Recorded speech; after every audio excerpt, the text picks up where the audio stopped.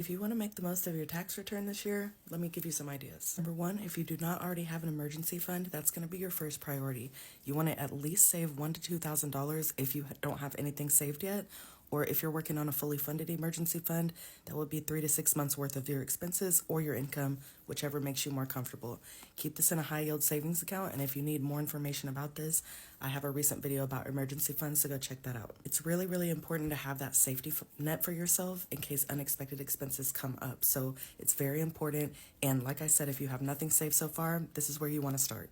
Number two, if you have at least $1,000 to $2,000 already saved up for your emergency fund, use your tax return to start paying down your debt. Create a snowball or an avalanche plan for yourself. If you don't know what that is, again, go check out my page. I do have videos about it, but essentially you'll just list all your debts in order and start paying them down in the order you want. The snowball is going from smallest to largest balance.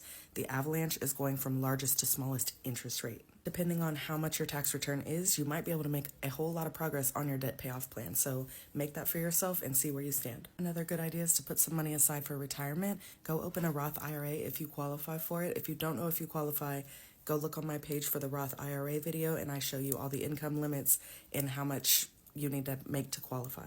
A Roth IRA is a tax-advantaged retirement account, meaning that when you pull that money out later, you are not going to have to pay taxes on it. You can invest up to $7,000 this year, so go ahead and get started on that. Another option is to get a month ahead on your bills. What this means is that you would take your total fixed expense number or all of your bills that have due dates and set that money aside in an account just for bills. This would be a checking account, like I said, just for bills. This will allow you to automate your finances by putting everything on auto pay from that account, and you will stay ahead because every time you're paid, you'll replenish that account with a fixed amount. I do have videos about that full process as well, or you can go check out the Money Mastery Toolkit at the top of my page. Another idea is to invest in your education, invest in yourself. If you don't normally have the money to buy things like online courses and guides, this is a good time to do it. Invest in things that are going to bring you closer to your goals. So for instance, if you wanted to learn about getting your money together, you could invest in my course or one of my guides.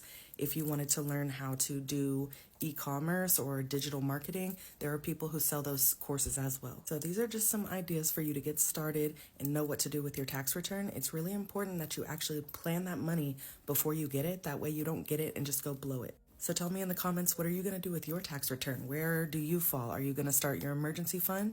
Are you going to open that high yield savings account? Are you going to start paying down your debt? I'm curious. Let me know. Make a plan, execute that plan. You got this, friend.